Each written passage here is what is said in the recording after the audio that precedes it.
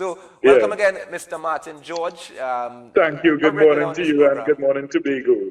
Yes. So your initial reaction or reactions when you heard this statement being made via the press conference held yesterday by Mr. Duke, the leader of the PDP, he's calling for reconciliation. Your initial reaction?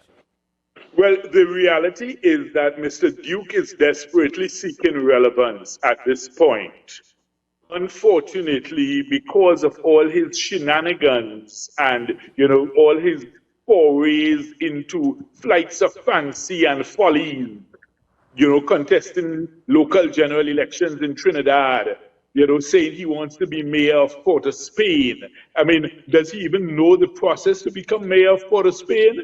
You need to win the corporation. You need to have the majority of seats there, and then the aldermen and the burgesses would then elect and choose who is the mayor. So, it's just, the theater of the absurd with Mr. Duke. And at this point, he needs Mr. Augustine and the TPP much more than they need him. So, his cry yesterday was a desperate cry for help and for acknowledgement that, he is now making because he has recognized that, his foolish fantasies of fighting elections in Trinidad have, sputtered and, turned to nothing. So now he's back in Tobago because that's the only place that he can find some sort of relevance. But the thing is, he's finding it challenging to do so without the base of the party, most of which seem to have now coalesced behind Mr. Augustine in the Tobago People's Party. So Mr. Duke has the name and the symbol and etc. of the PDP, but at the end of the day, if you don't have the core following, I think that's the challenge he's facing right now. Okay, but let's just look at that fight that you speak of with Mr. Duke fighting and contesting in Trinidad. I know initially the Chief Secretary would have spoken about setting up the office of the Deputy Chief Secretary in Port of Spain, and at the time Mr. Duke would have been part of that initial plans. And quite often Mr. Duke would remind the public of his ambition towards taking that route in terms of becoming a political, or becoming a member of parliament and so on, in order to really achieve some of the goals that they set out to in terms of going towards greater autonomy.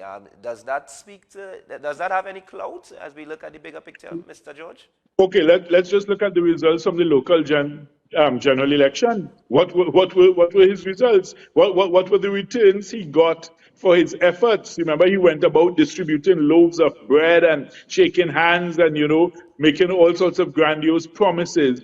How many votes did he really get? So, I mean, it matters not what your intentions are. What is really relevant is what you are capable of achieving based upon the deliverables that you have set out. And he clearly failed to deliver and will continue to fail to deliver, because at the end of the day, he is nothing more than, a distraction and a sideshow in terms of Trinidad politics.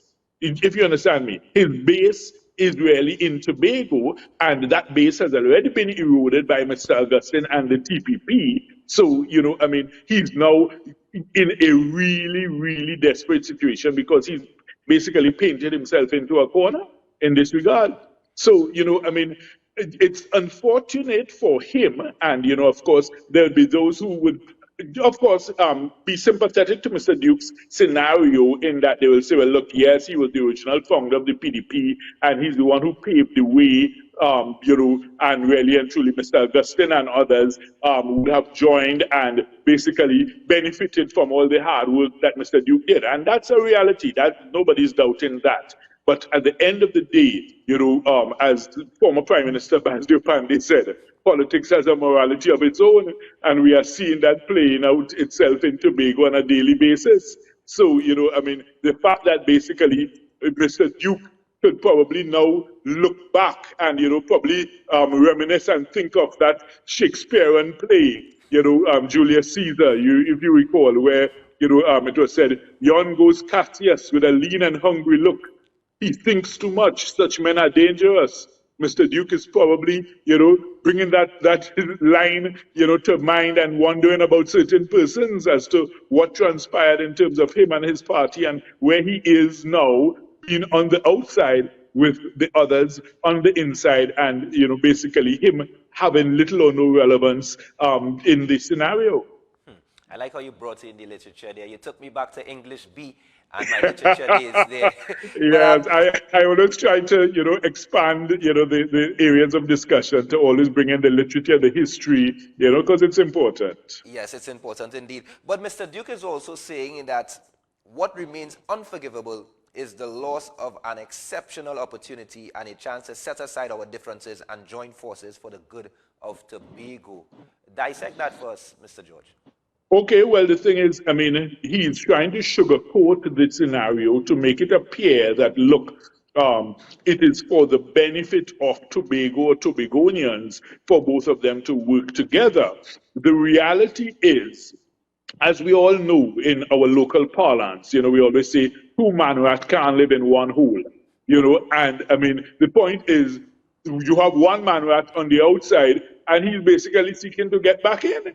That's all that it really is.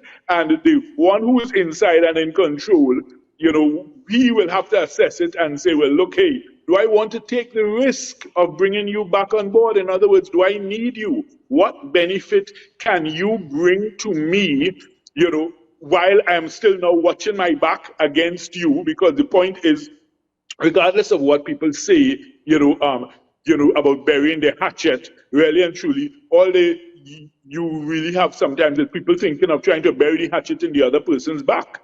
That's where they're planning to bury the hatchet. If you understand me, So it's a scenario where I cannot realistically see Mr. Augustine taking up that opportunity.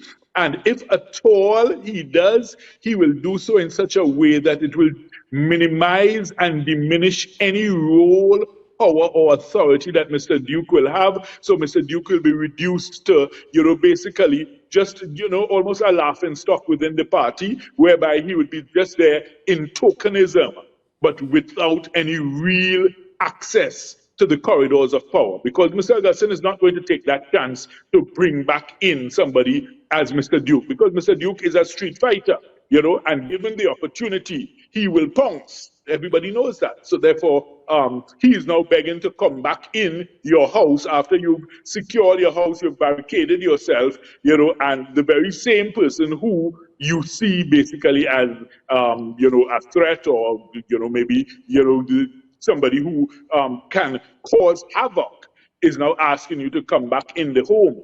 So, I hear it's going to be interesting to see how Mr. Augustine and his members of the TPP assess this request by Mr. Duke. But, it's very interesting because it has shown that in the grand scheme of things, regardless of how powerful or important we think we are in the politics, one day you could be on top and the next day you are reduced to nothingness. Indeed, indeed. But I want to get a perspective from the business community. Of course, you be the chairman of the Tobago Business Chamber. Let me just quote another, paraphrasing here. Mr. Duke also said he was disappointed with the way Mr. Augustine has been handling the affairs of Tobago and the negative impact it has on the shared goals for economic, social, and cultural progress on the island. What is the business community saying in terms of stability, in terms of foreign investment, and so on, with the falling out, but also if it happens to be the situation where reconciliation do in fact happen, would that put the business community in a better position? Are you foreseeing such thing? Well, the thing is, at the end of the day, the proposed reconciliation, I don't think it's going to be any real deep or lasting reconciliation. It will be an uneasy truce, if you understand me. So basically, each one would be holding the long knife behind their back, just waiting to probably, look for an opening to lunge at the next one.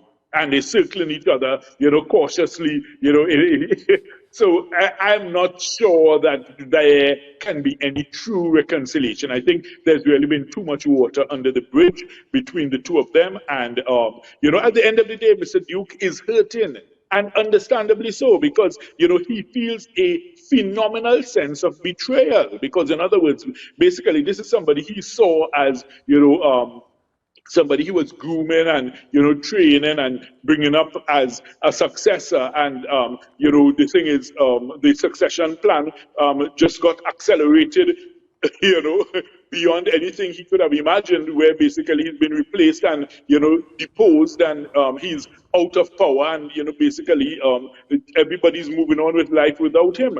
So and as I say, he has helped himself by going into all these other areas of endeavor, while appearing to not focus on Tobago and Tobagonians. And I think that that's important to note. You see, had he, stuck to, the basics and the fundamentals, I think people may have viewed it differently. But instead, he, decided to go on these forays into Trinidad. So I guess some people may say, well, brother, stay down there, continue as you're doing down there.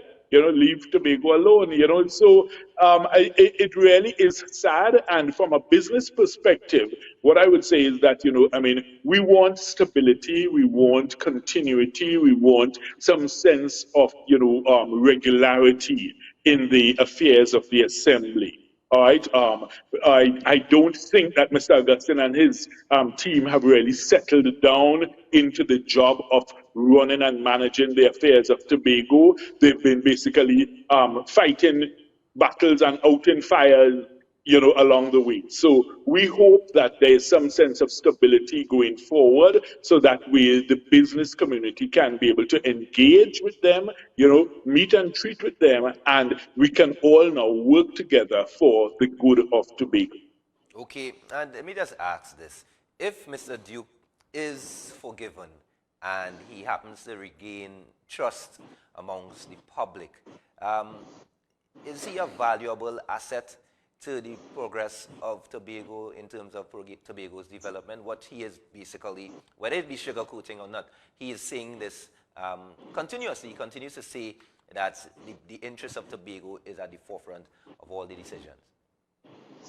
Well, you see, it's up to Mr. Duke to show that he is a valuable asset to Tobago and Tobagonians, if you understand me.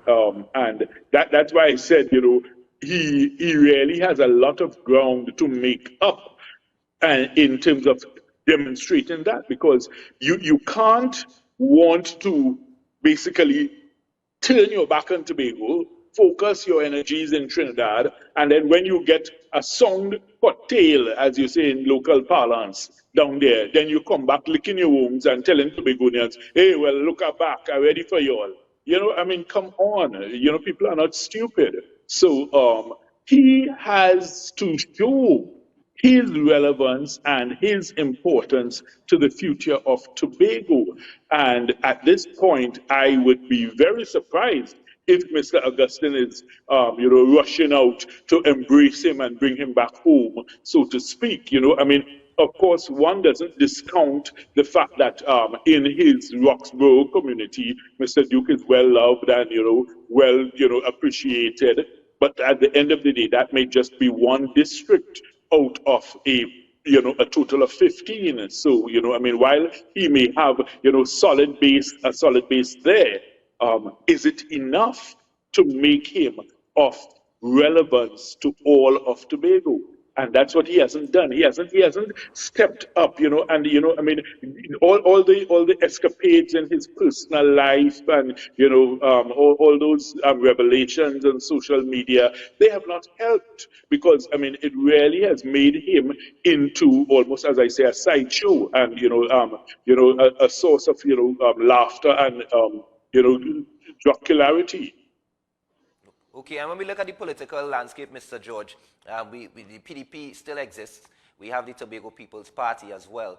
And of course, we have PNM in the fray, and we have the IDA. When we look at THA elections, that should be due sometime between 2025, 2026. are we in a position where the business community, speaking to the development of Tobago, is heading towards some sort of stability? Speak to us, because I know you mentioned it briefly a short while ago, but in terms of the stability and the right way heading into this election, because naturally the election is one part of it, but of course before the election and even after the election, the development is what people would like to see come to fruition.